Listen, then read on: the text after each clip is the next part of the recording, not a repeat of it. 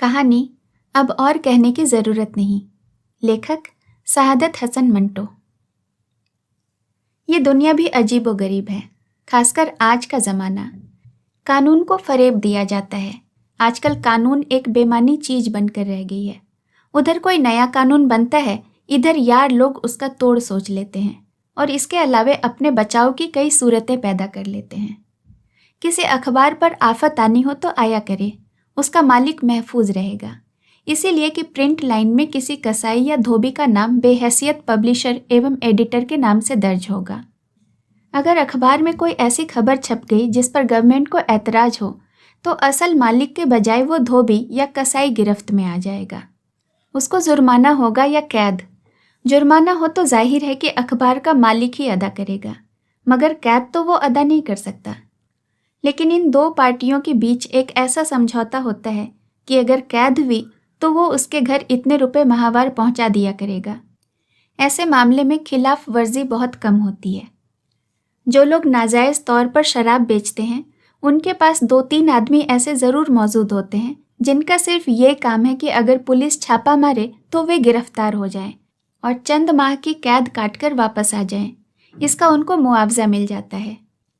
छापा मारने वाले भी पहले से बता देते हैं कि हम आ रहे हैं, तुम अपना इंतज़ाम कर लो। चुनांचे फ़ौरन इंतज़ाम कर लिया जाता है, यानी मालिक गायब हो जाता है और वो किराए के आदमी गिरफ्तार हो जाते हैं। यह भी एक किस्म का गोलमाल है, लेकिन दुनिया में जितनी गोलमालें हैं कुछ इसी किस्म की हैं। मैं जब अमीन पहलवान से मिला तो वो 3 महीने की कैद काटकर वापस आया था। मैंने उससे पूछा, अमीन, इस दफ़ा कैसे जेल में गए? अमीन मुस्कुराया, अपने कारोबार के सिलसिले में। क्या कारोबार था? जो रहा वो है। भाई बताओ ना। बताने की क्या ज़रूरत है, आप तो अच्छी तरह जानते हैं, मगर खामखा मुझसे पूछ रहे हैं। मैंने थोड़ी देर सोचकर कहा, अमीन, तुम्हें आए दिन जेल जाना पसंद है क्या? अमीन पहलवान मुस्कुराया, जनाब, पसंद नापसंद का सवाल ही पैदा नहीं होता। लोग मुझे पहलवान कहते हैं, हालांकि मैंने आज तक अखाड़े की शक्ल तक नहीं देखी। अनपढ़ हूँ और कोई हुनर भी मुझे नहीं आता, बस जेल जाना आता है। वहाँ मैं खुश रहता हूँ, मुझे कोई तकलीफ महसूस नहीं होती। आप हर रोज़ दफ्तर जाते हैं ना, क्या वो जेल नहीं? मैं लाजवाब हो गया। तुम ठीक कहते हो अमीन, लेकिन दफ्तर जाने वालों का मामला अलग है। उन्हें लोग बुरी निगाह से नहीं देखते। क्यों नहीं देखते? जिला कचहरी के जितने मुंशी और क्लर्क हैं, उन्हें कौन अच्छी नज़रों से देखता है? रिश्वत लेते हैं, झूठ बोलते हैं और परले दर्जे के मक्कार होते हैं। मुझ में ऐसी कोई ऐब नहीं, मैं तो अपनी रोज़ी बड़ी ईमानदारी से कमाता हूँ। मैंने पूछा, किस तरह? उसने जवाब दिया, इस तरह कि अगर किसी का काम करता हूँ और कैद काटता हूँ तो जेल में मेहनत मशक्क़त करता हूँ और उसके बाद उस शख्स से जिसकी खातिर मैंने सज़ा भुगती है मुझे 200-300 रुपया मिलता है, तो ये मेरा मुआवजा हुआ और इस पर किसी को क्या ऐतराज़ हो सकता है? मैंने रिश्वत तो नहीं ली, हलाल की कमाई खाता हूँ। लोग मुझे गुंडा समझते हैं, बड़ा खतरनाक गुंडा, लेकिन आपको बताऊँ, मैंने आज तक किसी को एक थप्पड़ भी नहीं मारा। मेरी लाइन बिल्कुल अलग है। उसकी लाइन वाकई दूसरों से अलग थी। मुझे हैरत थी कि 3-4 मर्तबा कैद काटने के बावजूद उसमें कोई विशेष तब्दीली नहीं हुई। वो बड़ा संजीदा मगर गंवार किस्म का आदमी था, जिसको किसी की परवाह नहीं थी। कैद काटने के बाद जब भी आता तो इसका वजन कम से कम 8-10 पाउंड ज़्यादा होता। एक दिन मैंने उससे पूछा, अमीन, क्या वहाँ का खाना तुम्हें रास आता है? उसने बेफिक्र अंदाज में जवाब दिया, खाना कैसा भी हो, उसको रास करना आदमी का अपना काम है। मुझे दाल से नफरत थी, लेकिन जब पहली मर्तबा वहाँ मुझे कंकड़ों से भरी दाल दी गई और रेत मिली रोटी, तो मैंने कहा, अमीन यार, ये सबसे अच्छा खाना है, खा ले, और खुदा का शुक्र बजा। चुनांचे में 1-2 ही रोज़ में इसका आदी हो गया। मशक्क़त करता, खाना खाता और यूँ महसूस करता कि जैसे मैंने गंजे के होटल से पेट भर के खाना खाया हो। एक दिन इससे पूछा, तुमने कभी किसी औरत से मोहब्बत की है? उसने अपने दोनों कान पकड़े। खुदा बचाए इस मोहब्बत से, मुझे तो सिर्फ अपनी माँ से मोहब्बत है। मैंने उससे पूछा, तुम्हारी माँ जिंदा है? जी हाँ, खुदा के फजलो करम से बहुत बूढ़ी हो चुकी हैं, लेकिन आपकी दुआ से उसका साया मेरे सर पर मरते दम तक रहेगा। और वो तो हर वक्त मेरे लिए दुआएं मांगती रहती है कि खुदा मुझे नेकी की हिदायत करे। मैंने उससे कहा, खुदा तुम्हारी माँ को सलामत रखे, पर मैंने तुमसे पूछा था कि तुम्हें कभी किसी औरत से मोहब्बत हुई है या नहीं। देखो, झूठ नहीं बोलना। अमीर पहलवान ने बड़े तेज लहजे में कहा, मैंने अपनी जिंदगी में आज तक कभी किसी से झूठ नहीं बोला। मैंने किसी औरत से मोहब्बत नहीं की। मैंने पूछा, क्यों? उसने जवाब दिया, इसीलिए कि मुझे उससे दिलचस्पी ही नहीं। मैं खामोश हो रहा। तीसरे रोज उसकी माँ इस दुनिया को छोड़कर चल बसी। अमीर पहलवान के पास एक भी पैसा नहीं था। वो मायूस होकर बैठा था। शहर के एक रईस की तरफ से उसे बुलावा आया। वो अपनी अजीज माँ की मैयत छोड़कर उसके पास गया और उससे पूछा, क्यों मियाँ साहब, आपने मुझे क्यों बुलाया है? मियाँ साहब ने कहा, तुम्हें क्यों बुलाया जाता है? एक खास काम है। अमीर ने, जिसके दिलो दिमाग में अपनी माँ का कफन तैर रहा था, पूछा, हुजूर ये खास काम क्या है? मियाँ साहब ने सिगरेट सुलगाया, बोला, ब्लैक मार्केटिंग का किस्सा है। मुझे मालूम हुआ कि आज मेरे गोदाम पर छापा मारा जाएगा। मैंने सोचा कि अमीन पहलवान से बेहतरीन कौन आदमी है जो इसे निपटा सकता है। अमीन ने बड़े जख्मी अंदाज में कहा, आप फरमाइए, मैं आपकी क्या खिदमत कर सकता हूँ? भाई, खिदमत विदमत की बात मुझसे मत करो। बात सिर्फ इतनी है कि जब छापा पड़े तो गोदाम के मालिक तुम होगे, गिरफ्तार तुम हो जाओगे। ज्यादा से ज्यादा जुर्माना 5,000 रुपये का होगा और 1-2 बरस की कैद। मुझे क्या मिलेगा? जब वहां से रहकर आओगे तब मामला तय कर लिया जाएगा। अमीन ने मियाँ साहब से कहा, हुजूर बहुत दूर की बात है, जुर्माना तो आप अदा कर देंगे, लेकिन कैद तो मुझे ही काटनी पड़ेगी। आप बाकायदा सौदा करें। मियाँ साहब मुस्कुराए, तुमसे आज तक मैंने कभी वादा खिलाफी की है? पिछली दफ़ा जब मैंने तुमसे काम लिया था और तुमको 3 महीने की कैद हुई थी, तो क्या मैंने जेल खाने के अंदर सब तरह की सहूलियत नहीं पहुंचाई थी? तुमने ही तो बाहर आकर कहा था कि वहां मुझे कोई तकलीफ नहीं थी। अगर तुम कुछ अरसे के लिए जेल चले जाओगे तो वहां तुम्हारी पूरी देखभाल होगी। अमीन ने कहा, जी ये सब तो दुरुस्त है, लेकिन क्या? अमीन की आंखों में आंसू आ गए।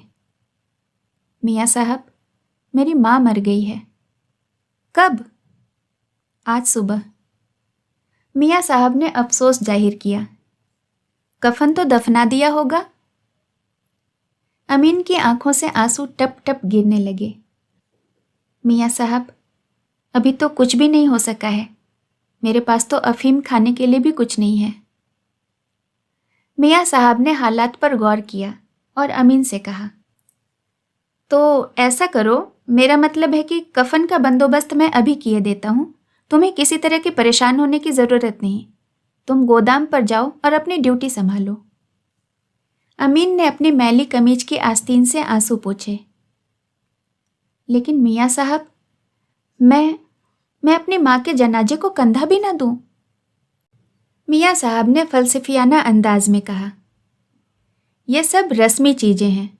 महरूमा को दफनाना है, सो ये काम तो अच्छी तरह से हो जाएगा। तुम्हें जनाजे में साथ जाने की क्या ज़रूरत है? तुम्हारे साथ जाने से महरूमा को राहत पहुँचेगी। वो तो बेचारी इस दुनिया से रुखसत हो चुकी है। उसके जनाजे के साथ कोई भी जाए, क्या फ़र्क पड़ता है? असल में तुम लोग जाहिल हो। मैं अगर मर जाऊं तो मुझे क्या मालूम कि मेरे जनाजे में किन लोगों ने शिरकत की। मुझे अगर जला भी दिया जाए तो क्या फ़र्क पड़ता है? मेरी लाश को चील और गिद्धों के हवाले भी कर दिया जाए तो मुझे उसकी क्या खबर होगी? तुम ज़्यादा जज्बाती ना हो। दुनिया में सबसे ज़रूरी चीज़ है अपनी जात के मुतल्लिक सोचा जाए। तुम्हारी कमाई के ज़रिए क्या है? अमीन सोचने लगा। चंद लम्हों के लिए बहुत गौर करने के बाद उसने जवाब दिया, हुजूर, मेरी कमाई के ज़रिए तो आपको मालूम है। मुझसे क्यों पूछते हैं? इसीलिए तो पूछा था कि तुम्हें मेरा काम करने में हुज्जत क्यों है। मैं तुम्हारी माँ का कफन बंदोबस्त किए देता हूँ।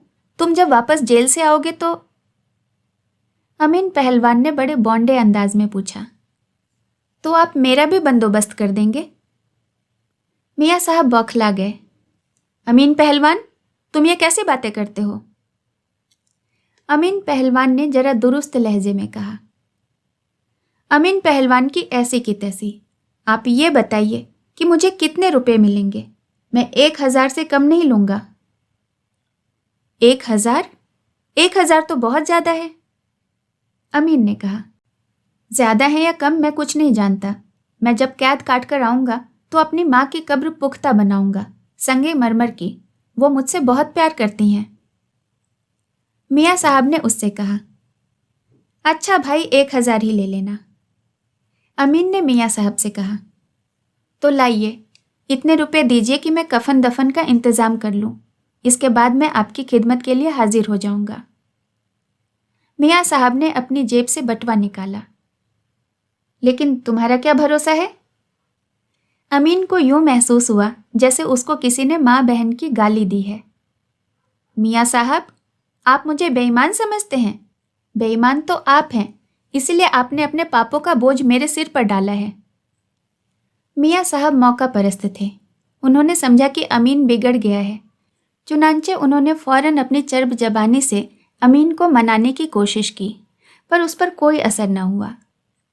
जब वो घर पहुंचा तो देखा कि गुस्साल उसकी माँ को आखिरी गुस्ल दे चुके हैं, कफन भी पहनाया जा चुका है। अमीन को बहुत आश्चर्य हुआ। उस पर यह मेहरबानी किसने की है? मियाँ साहब ने। लेकिन वो तो सौदा करना चाहते थे। उसने एक आदमी से जो ताबूत को सजाने के लिए फूल गूंथ रहा था पूछा, ये किस आदमी ने इतना एहसान किया है? फूल वाले ने जवाब दिया, हुजूर, आपकी बीवी ने। अमीन चकरा गया। फूल वाले से सिर्फ इतना पूछा, कहाँ है वो? फूल वाले ने जवाब दिया, जी अंदर हैं, आपका इंतजार कर रही थी। अमीन अंदर गया तो देखा एक नौजवान खूबसूरत लड़की उसकी चारपाई पर बैठी है। अमीन ने इससे पूछा, आप कौन हैं? यहाँ क्यों आई हैं? उस लड़की ने जवाब दिया, मैं आपकी बीवी हूँ। यहाँ क्यों आई हूँ ये आपका अजीबोगरीब सवाल है। अमीन ने उससे पूछा, मेरी बीवी तो कोई नहीं, बताओ तुम कौन हो? लड़की मुस्कुराई, मैं मियाँ साहब की बेटी हूँ। आपकी उनसे जो बातचीत हुई मैंने सब सुन ली। और अमीन ने कहा, अब और कहने की जरूरत नहीं, धन्यवाद। सुरमा। फहमीदा की जब शादी हुई तो उसकी उम्र 19 बरस से ज़्यादा नहीं थी। उसका दहेज तैयार था, इसलिए उसके वालिदैन को कोई दिक्कत महसूस न हुई। 25 के करीब जोड़े थे और जेवरात भी। लेकिन फहमीदा ने अपनी माँ से कहा कि वो सुरमा जो ख़ास तौर पर उनके यहाँ आता है, चांदी के सुरमेदानी में डालकर उसे ज़रूर दें, साथ ही चांदी की सुरमचो भी। फहमीदा की ये ख्वाहिशें फ़ौरन पूरी हो गईं। आज़म अली के दुकान से सुरमा मंगवाया गया, बरकत की दुकान से सुरमेदानी और सुरमचो लिया गया और इस दहेज में रख दिया गया। फहमीदा को सुरमा बहुत पसंद था। वो उसको मालूम नहीं क्यों इतना पसंद था, शायद इसलिए कि उसका रंग बहुत ज़्यादा गोरा था। वो चाहती थी कि थोड़ी सी स्याही भी उसमें शामिल हो जाए। होश संभालते ही उसने सुरमे का इस्तेमाल शुरू कर दिया था। उसकी माँ उससे अक्सर कहती, फहमी, ये तुम्हें क्या खबत हो गया है, जब न तब आंखों में सुरमा लगाती रहती हो? फहमीदा मुस्कुराती, अम्मी जान, इससे नज़र कमज़ोर नहीं होती। आपने ऐनक कब लगवाई थी? 12 बरस की उम्र में। फहमीदा हंसी, अगर आपने सुरमे का इस्तेमाल किया होता तो आपको कभी ऐनक की ज़रूरत महसूस न होती। असल में हम लोग कुछ ज़्यादा ही रोशन ख्याल हो गए हैं, लेकिन रोशनी के बदले हमें अंधेरा ही अंधेरा मिलता है। उसकी माँ कहती, जाने क्या बक रही हो? मैं जो कुछ बक रही हूँ सही है। आजकल लड़कियां नकली भवें लगाती हैं, काली पेंसिल से खुदा मालूम अपने चेहरे पर क्या कुछ करती हैं, लेकिन नतीजा क्या निकलता है? चुड़ैल बन जाती हैं।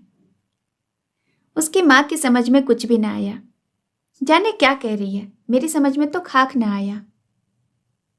फहमीदा कहती, अम्मी जान, आपको बस इतना समझना चाहिए कि दुनिया में सब कुछ खाक ही खाक नहीं है, कुछ और भी है।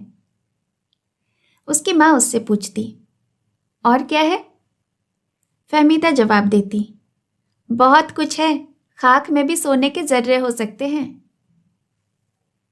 खैर, फहमीदा की शादी हो गई। पहली मुलाकात मियाँ बीवी की बड़ी दिलचस्प थी। जब फहमीदा का खाविंद उससे हमकलाम हुआ तो उसने देखा कि उसकी आंखों में सियाहियां तैर रही हैं। उसके खाविंद ने पूछा, ये तुम इतना सुरमा क्यों लगाती हो? फहमीदा झेंप गई और जवाब में कुछ न कह सकी।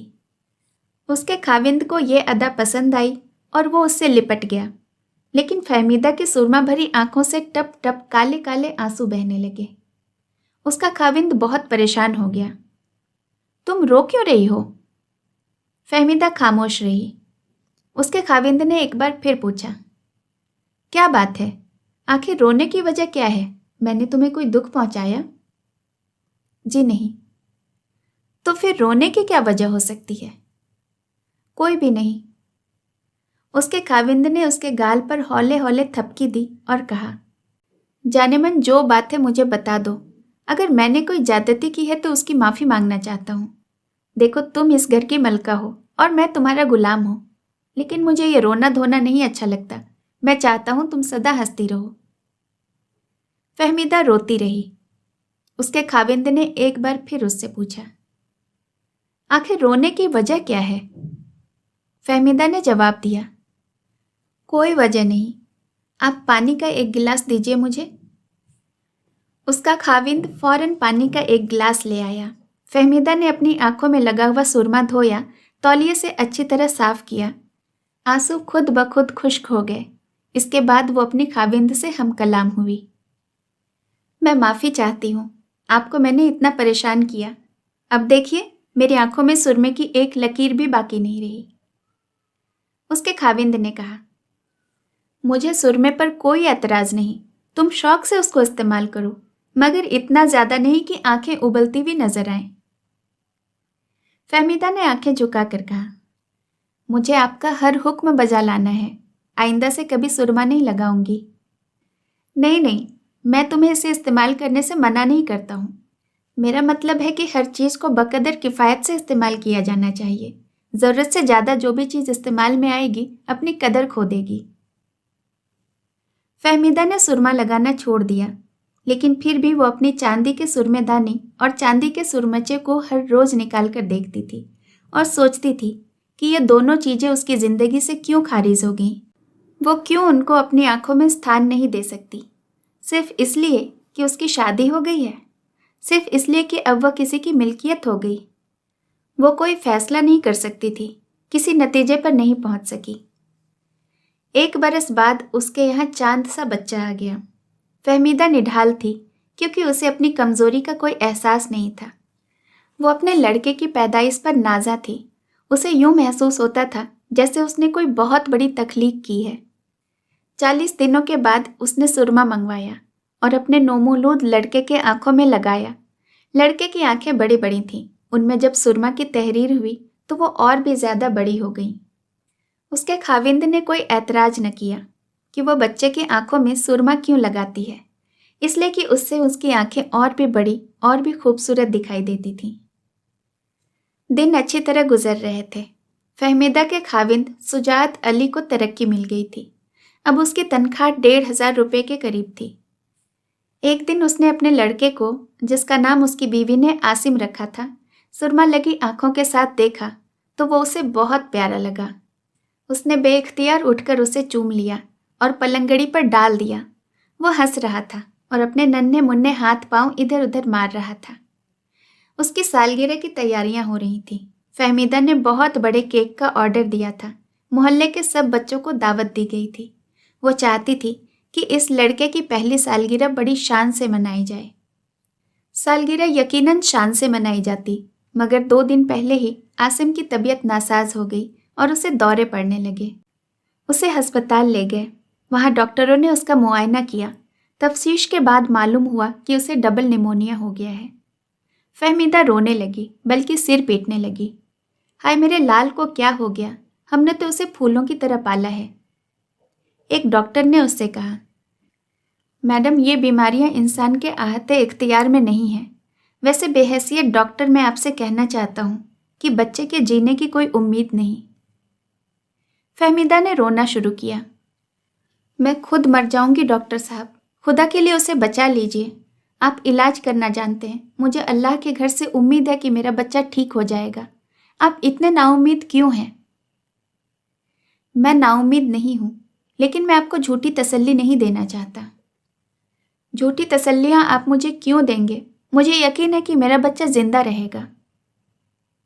खुदा करे ऐसा ही हो। मगर खुदा ने ऐसा न किया। वो 3 रोज बाद अस्पताल में मर गया। फहमीदा पर देर तक पागलपन की कैफियत जारी रही। उसके होशो हवास गुम थे। कोयले उठाती, उन्हें पीसती और अपने चेहरे पर मलना शुरू कर देती। उसका खाविंद सख्त परेशान था। उसने कई डॉक्टरों से मशवरा किया, दवाएं भी दी, लेकिन नतीजा बरामद न हुआ। फहमीदा के दिलो दिमाग में सुरमा ही सुरमा था। वो हर बात कालिक के साथ सोचती थी। उसका खाविंद उससे कहता, क्या बात है, तुम इतनी असफुरदा क्यों रहती हो? वो जवाब देती, जी कोई बात नहीं, मुझे आप सुरमा ला दीजिए। उसका खाविंद उसके लिए सुरमा ले आया, मगर फहमीदा को पसंद न आया। चुनांचे वो खुद बाजार गई और अपनी पसंद की सुरमा खरीद कर लाई, अपनी आंखों में लगाया और सो गई, जिस तरह वो अपने बेटे आसिम के साथ सोया करती थी। सुबह जब उसका खाविंद उठा और उसने अपनी बीवी को जगाने की कोशिश की तो वो मुर्दा पड़ी थी। उसके पहलू में एक गुड़िया थी जिसकी आंखें सुरमे से लबरेज थी। कहानी सुनने के लिए आपका बहुत बहुत धन्यवाद। कहानी का नाम आंखें, लेखक सआदत हसन मंटो। उसके सारे जिस्म में मुझे उसकी आंखें बहुत पसंद थीं। ये आंखें बिल्कुल ऐसी थीं जैसे अंधेरी रात में मोटर कार की हेडलाइट्स, जिनको आदमी सबसे पहले देखता है। आप ये नहीं समझिएगा कि वो बहुत खूबसूरत आंखें थीं, हरगिज़ नहीं। मैं खूबसूरती और बदसूरती में तमीज़ कर सकता हूँ, लेकिन माफ़ कीजिएगा, इन आँखों के मामले में सिर्फ इतना कह सकता हूँ कि वो खूबसूरत नहीं थीं, लेकिन इसके बावजूद भी उनमें बेपनाह कशिश थी। मेरी और उन आँखों की मुलाकात एक अस्पताल में हुई। मैं उस अस्पताल का नाम आपको नहीं बताना चाहता, इसीलिए कि इससे मेरे अफसाने पर कोई ख़ास फ़ायदा नहीं पहुँचेगा। बस आप यही समझ लीजिए कि एक अस्पताल था जिसमें मेरा एक करीबी ऑपरेशन कराने के बाद अपनी ज़िंदगी की आखिरी सांसें ले रहा था। यूं तो मैं तामीरदारी करना नहीं जानता, मरीजों के पास जाकर उनको दम दिलासा देना भी मुझे नहीं आता, लेकिन अपनी बीवी के कहने पर मुझे जाना पड़ता कि अपने मरने वाले करीबी को मैं अपनी मोहब्बत का सबूत दे सकूं। यकीन मानिए, मुझे बहुत गुस्सा आ रहा था। अस्पताल के नाम से ही मुझे नफरत है, मालूम नहीं क्यों।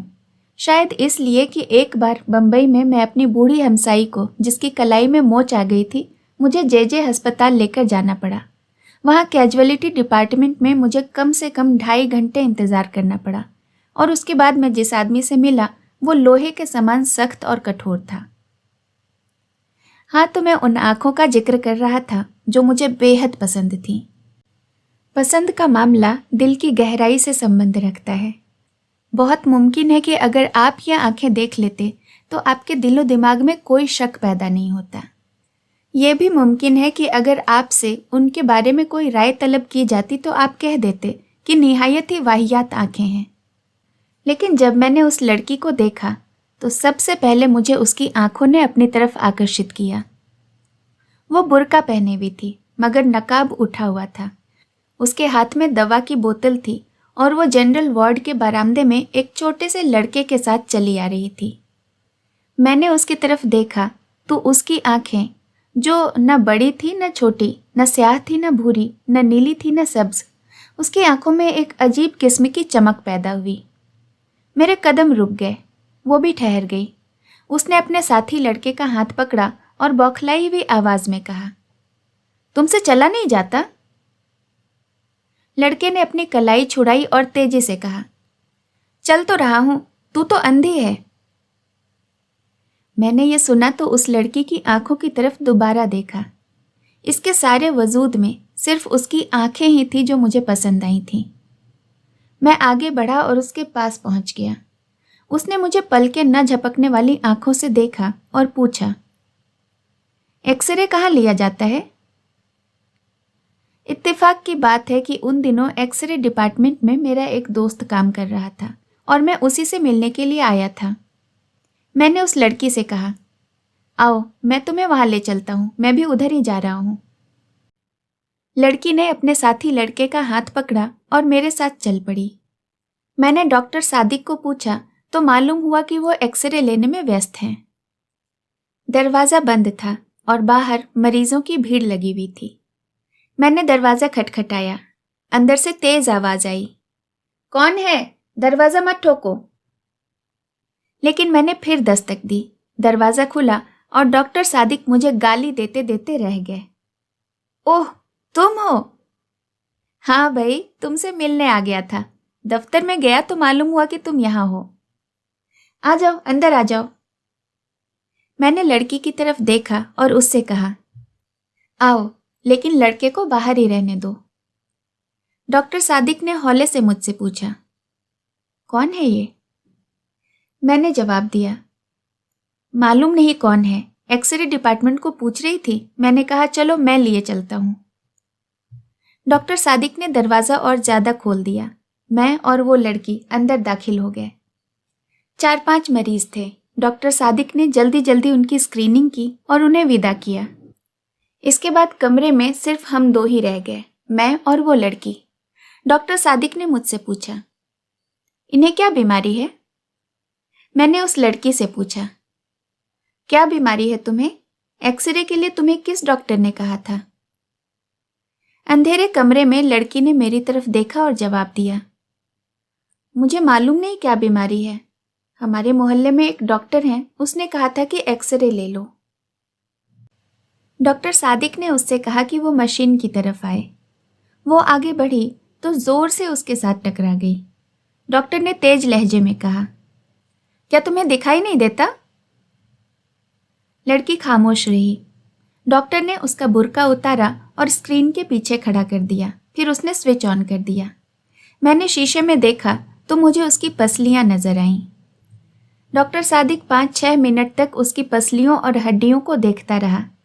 इसके बाद उसने स्विच ऑफ कर दिया और मेरी तरफ मुड़कर बोला, छाती तो बिल्कुल साफ है। लड़की ने मालूम नहीं क्या समझा कि अपनी छातियों पर, जो काफ़ी बड़ी थीं, दुपट्टे को दुरुस्त किया और बुर्का ओढ़ने लगी। बुर्का एक कोने पर पड़ा था। मैंने बढ़कर उसे उठाया और उसके हवाले कर दिया। डॉक्टर सादिक ने रिपोर्ट लिखी और उससे पूछा, तुम्हारा नाम क्या है? लड़की ने बुर्का ओढ़ते हुए जवाब दिया, जी मेरा नाम हनीफा है। हनीफा। डॉक्टर सादिक ने उस नाम का पर्चा लिख दिया और उसको दे दिया। जाओ, ये अपने डॉक्टर को दिखा देना। लड़की ने पर्ची ली और बाहर की तरफ चली। जब वो बाहर निकली तो मैं गैर इरादी तौर पर उसके पीछे पीछे था, लेकिन मुझे इसका पूरी तरह एहसास था कि डॉक्टर सादिक ने मुझे शक की नज़रों से देखा था। उसे जहाँ तक मैं समझता हूँ इस बात का यकीन था कि उस लड़की से मेरा कुछ नाता है। हालांकि आप तो जानते ही हैं कि ऐसा कोई मामला नहीं था, सिवाय इसके कि मुझे उसकी आंखें पसंद आ गई थी। मैं उसके पीछे पीछे था। उसने अपने साथी लड़के की अंगुली पकड़ी हुई थी। जब वो तांगों के अड्डे पर पहुंचे तो मैंने हनीफा से पूछा, तुम्हें कहाँ जाना है? उसने एक गली का नाम लिया तो मैंने झूठ मूठ उससे कहा, मुझे भी उधर ही जाना है, मैं तुम्हें घर छोड़ दूंगा। मैंने जब उसका हाथ पकड़कर तांगे में बिठाया तो मुझे महसूस हुआ कि मेरी आंखें एक्सरे का शीशा बन गई हैं। मुझे उसमें सिर्फ ढांचा नजर आता था, लेकिन उसकी आंखें, वो बेपनाह कशिश थी। मेरा जी चाहता था कि इसके साथ बैठूं, लेकिन ये सोचकर कि कोई देख लेगा, मैंने उसके साथी लड़के को उसके साथ बिठा दिया और आप आगे सीट पर बैठ गया। मैं शहादत हसन मंटो हूँ। मंटो? ये मंटो क्या हुआ? कश्मीरियों की एक जात है। हम भी कश्मीरी हैं। अच्छा, हम किंग वाए हैं। मैंने मुड़कर इससे कहा, ये तो बहुत ऊंची जात है। वो मुस्कुराई और उसकी आंखें और ज़्यादा पुरकशिश हो गईं। मैंने अपनी जिंदगी में बेशुमार खूबसूरत आंखें देखी थीं, लेकिन वो आंखें जो हनीफा के चेहरे पर थी बेहद पुरकशिश थीं। मालूम नहीं उनमें क्या चीज़ थी। मैं पहले ही बता चुका हूँ कि वो बेहद खूबसूरत नहीं थी, लेकिन इसके बावजूद भी वो मेरे दिल के अंदर उतर रही थी। मैंने हिम्मत से काम लिया और उसके बालों की एक लट जो उसके माथे पर लटक कर उसकी आंखों को ढक रही थी, अंगुली से उठाया और उसके सिर पर चिपका दी। इसने बुरा नहीं माना। मैंने ज़रा और हिम्मत की और इसका हाथ अपने हाथों में ले लिया। इस पर भी उसने कोई ऐतराज़ नहीं किया और अपने साथी लड़के की तरफ मुड़कर बोली, तुम मेरा हाथ क्यों दबा रहे हो? मैंने फौरन उसका हाथ छोड़ दिया और लड़के से पूछा, तुम्हारा मकान कहाँ है? लड़के ने हाथ का इशारा किया, इस बाजार में। तांगे ने उधर रुख किया। बाजार में बहुत भीड़ थी, ट्रैफिक भी ज़्यादा थी। तांगा रुक रुक कर चल रहा था। सड़क में गड्ढे काफ़ी थे, इसलिए ज़ोर ज़ोर से धक्के लग रहे थे। बार बार उसका सिर मेरे कंधों से टकरा जाता और मेरा जी चाहता कि उसे अपने कंधों पर ही रखे रहूं और उसकी आंखें देखता रहूं। थोड़ी देर बाद इनका घर आ गया। लड़के ने तांगे वाले से रुकने के लिए कहा। जब तांगा रुका तो वो नीचे उतरा। हनीफा बैठी रही। मैंने उससे कहा, तुम्हारा घर आ गया है। हनीफा ने मुड़कर मेरी तरफ अजीबोगरीब आंखों से देखा और कहा, बदरू कहाँ है?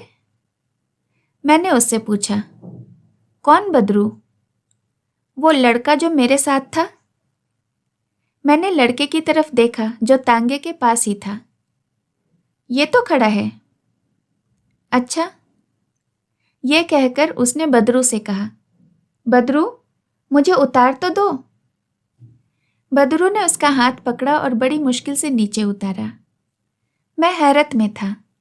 जाते हुए मैंने उस लड़के से पूछा, क्या बात है, ये खुद नहीं उतर सकती? बदरू ने जवाब दिया, जी नहीं, इनकी आंखें खराब है ना, दिखाई नहीं देता।